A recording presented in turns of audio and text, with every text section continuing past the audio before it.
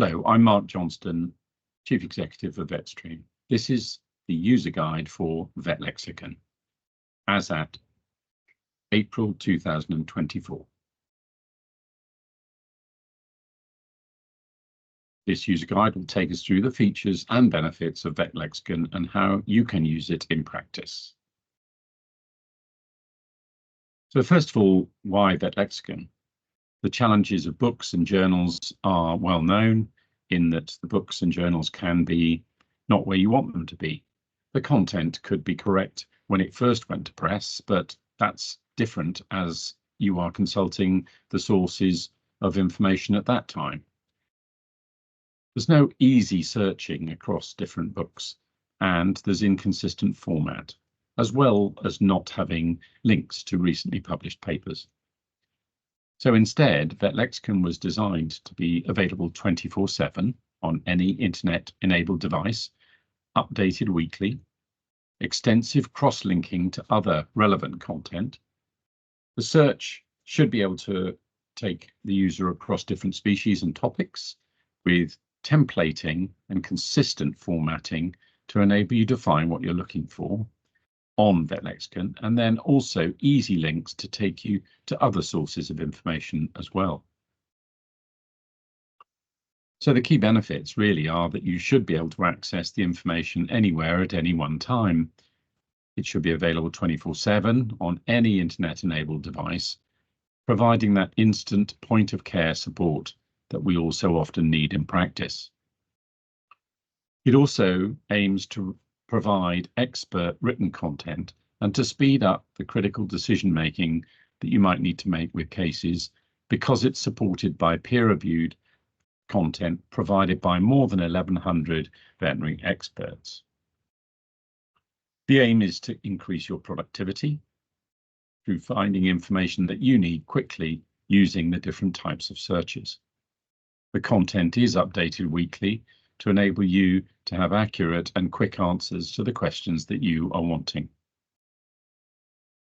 We also focus on the all-important task of helping clients understand what we are telling them about the condition that their animal may be experiencing, the medication or the diagnostic or surgical technique. So there are more than 1,200 client fact sheets providing information about this.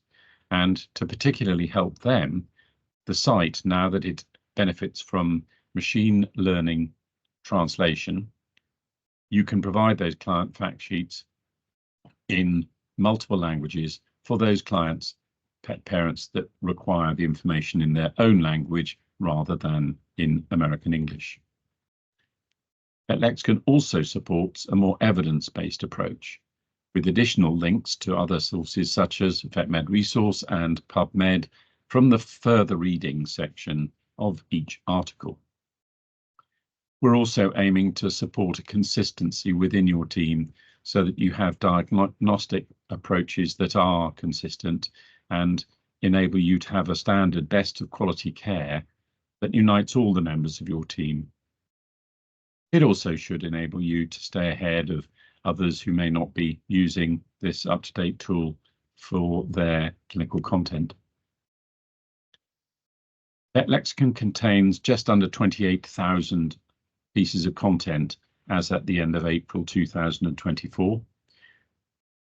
That's nearly 11,000 articles, and then 15,000 images, and then videos, audio, and client fact sheets. The content is split into different types, and there are different icons that go with each. So articles, images, sounds, client fact sheets. As you can see, these icons change with the different types of content, and the color of them helps also to differentiate species. To enable you to use Vetlexicon in your clinical work, there are numerous features which I'll go through briefly just to help you see how this can be used in your practice. So first of all, you will probably want to be able to search and filter the content to enable you to find the information you're needing about the case that you're looking at. So there are multiple ways that this can be done. The species, Those are the colors of the species which enable you to see which content species you're looking at. The media types have those icons within the circular button, and then the categories, as you will see, enables you to filter content according to the categories on the left-hand side, just below where the species icons are. So you can, if you like, walk through a corridor in a library on cardiology or diagnostic imaging. Of course, you can search for the content using keywords as well, but that may not be the way you're necessarily looking for information. And so the filtering is really key to enable you to have information in a variety of different opportunities to make sure you're looking at and finding the content you want. So this slide simply shows how those work, and you simply select the species you're interested in using the little square icons, and they will filter the content for species. The same will apply for the media type. So you can look for articles or client fact sheets, and in addition below that, the categories themselves. So ultrasound or diagnostic imaging. Those will then take you and filter the information down to the categories that you select. We have a personalized account area where you can find out about the subscriptions that you currently have, where you can also bookmark content and place that content for further reading subsequently under your profile. We have a number of other new features coming into this area to help you find and store information relating to your particular clinical interests. So please watch this space for the future.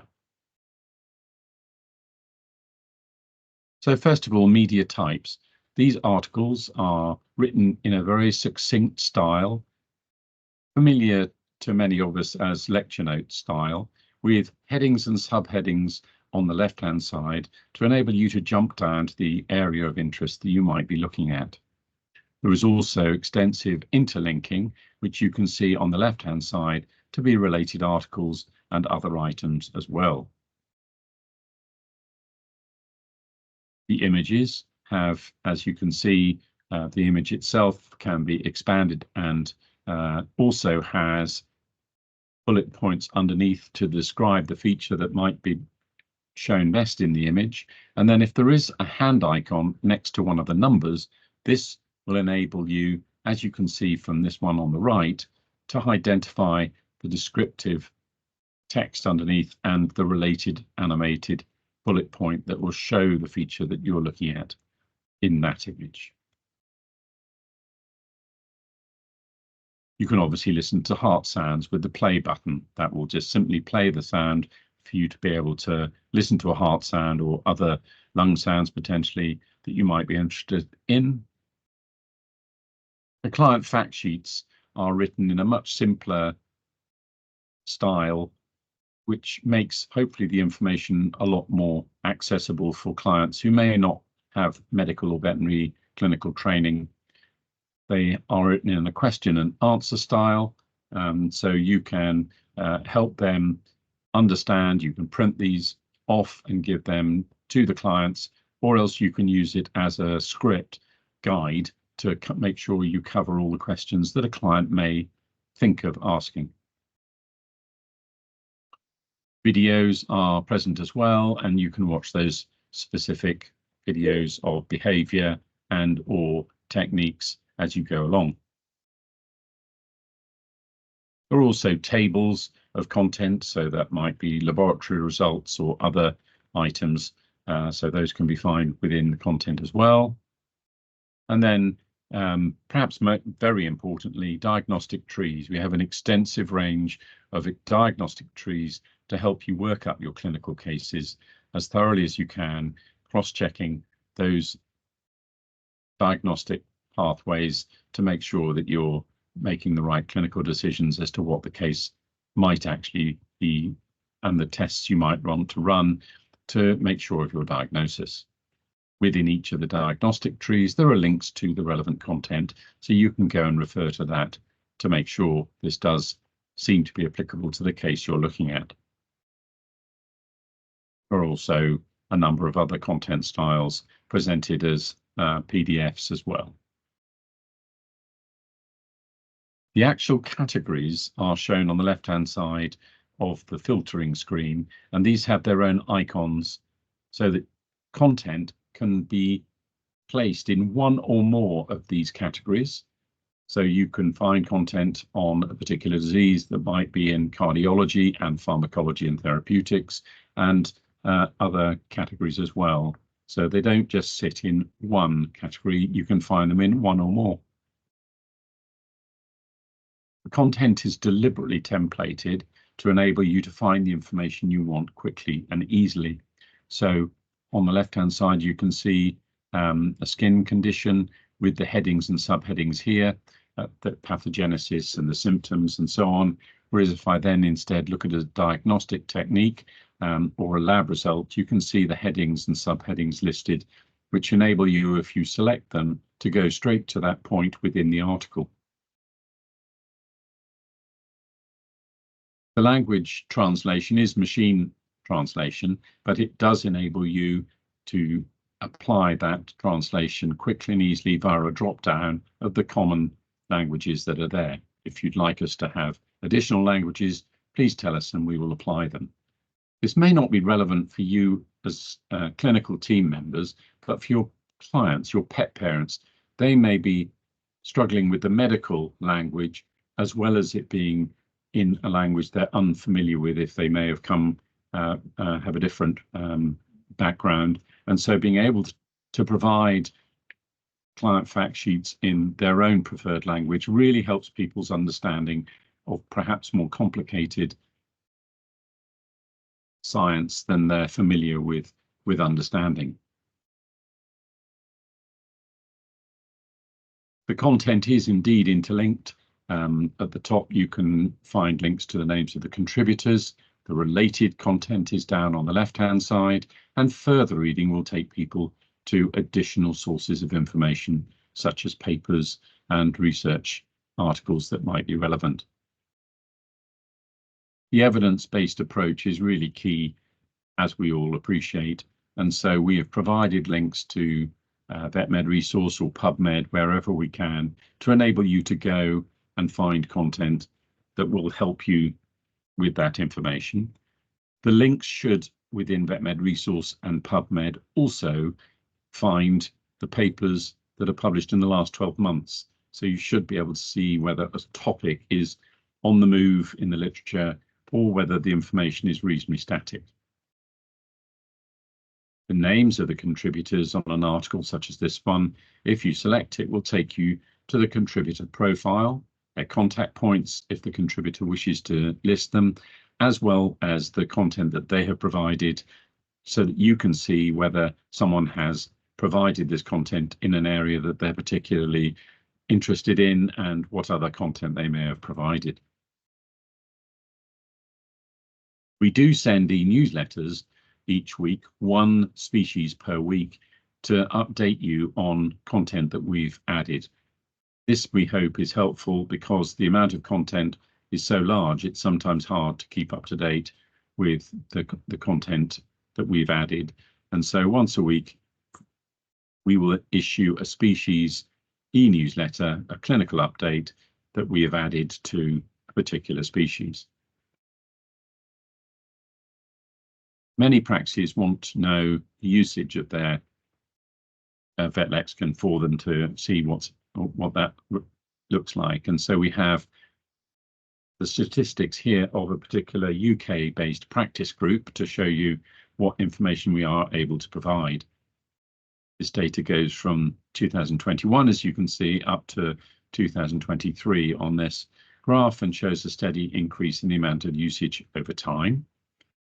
We can then show that over the 12 months of the year with different years. So 2023 being in yellow, one can see that the content usage consumption has gone up compared to 2022.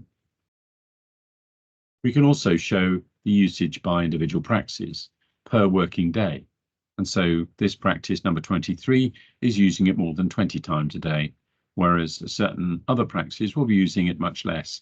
It entirely depends on their usage, their needs, but it also does enable a practice group, for instance, to identify where a practice might benefit from additional training that we at VetStream will be delighted to provide.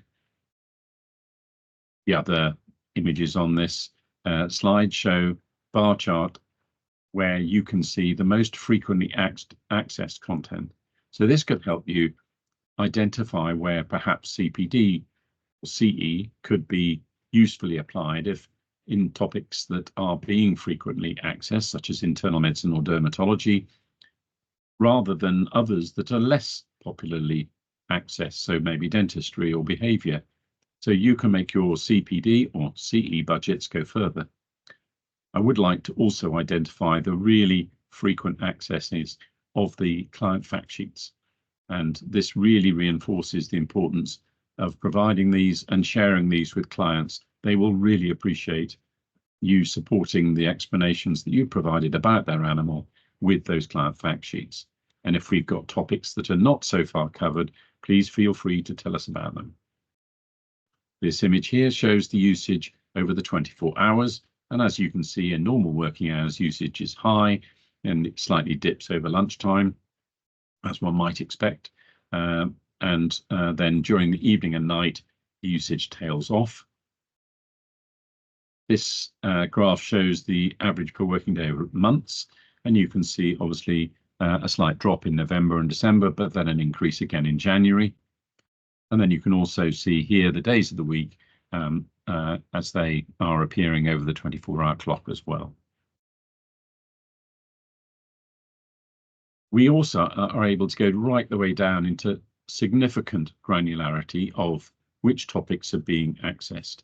And if you recall, internal medicine was a very highly accessed category, and the listing of the topics here on this left-hand table for Canis shows many of the very popular clinical topics within internal medicine. And those are going to be different to perhaps the one in green, which is Equus. So you can see there the different topics that are most popular within this group within Equus, and the same thing with Felis in yellow. This usage data, we hope, is extremely important for you and your team to know what information you're all looking at and needing support and CPD in. And it means that we can also focus our editorial agenda so that we can provide the information updates that you're looking for most. We do like to provide as much support as we can, and on every page on the site you will see a green button saying help. Please do feel free to use it. It will provide a live chat within the UK business hours, or it will submit a business ticket that will be able to be answered the following day. Alternatively, please do use subscriptions@vetstream.com, and that will help you with more details if you wanted to include more information about a particular piece of feedback or subscription support that you need. And that's it. I hope that gives you a bit of a summary of how to use Vetlexicon. We will be adding to this in due course and look forward to helping you in any way we possibly can to support you in your clinical work. Thank you for being a subscriber to Vetlexicon.